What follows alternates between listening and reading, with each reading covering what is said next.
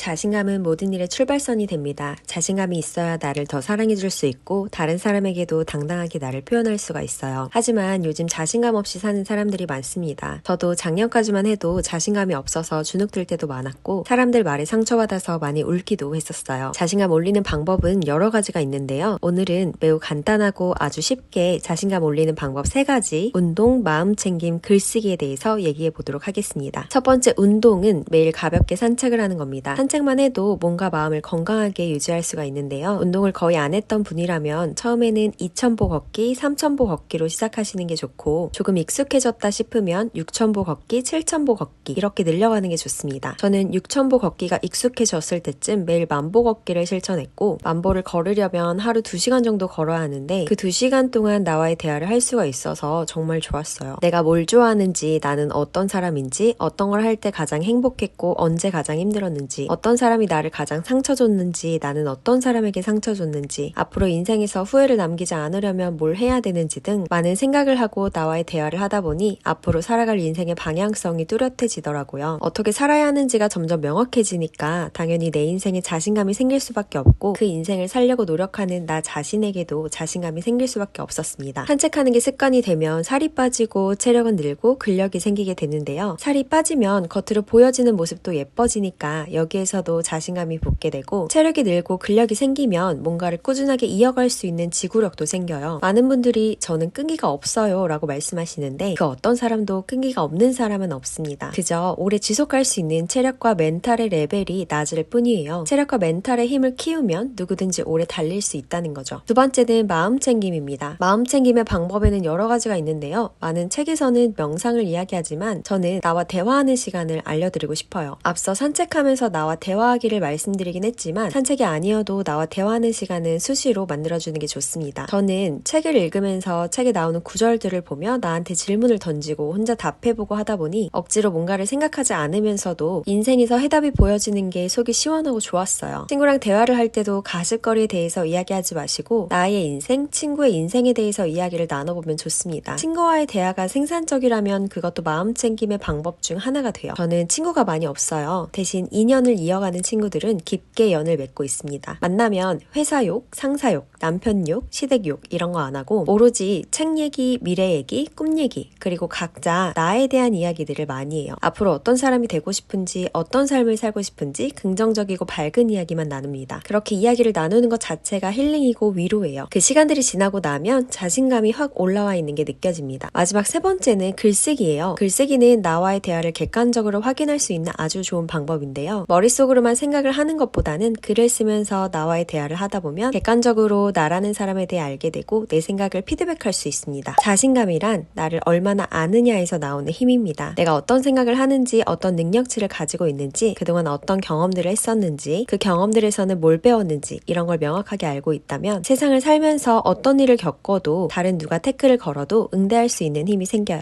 또한 글쓰기는 그 자체로 치유의 효과도 가지고 있어서 마음속의 상처들을 치료할 수 있습니다. 안에 남아있던 어두운 기운들이 사라지면 외적으로도 밝아지는 건 두말하면 잔소리겠죠? 스스로 자신감이 없다고 생각하는 분들은 가벼운 산책과 마음챙김 그리고 글쓰기를 조금씩 시작해보세요. 중요한 건 처음부터 무리해서 시작하는 게 아니라 아주 작게 조금만 시작해보는 겁니다. 이 정도가 무슨 노력이야 라고 생각하지 마시고 그 정도 노력하는 것부터 시작해야 오래 갈 수 있다는 것을 꼭 기억해주세요. 저는 언제나 여러분의 나다움을 응원합니다.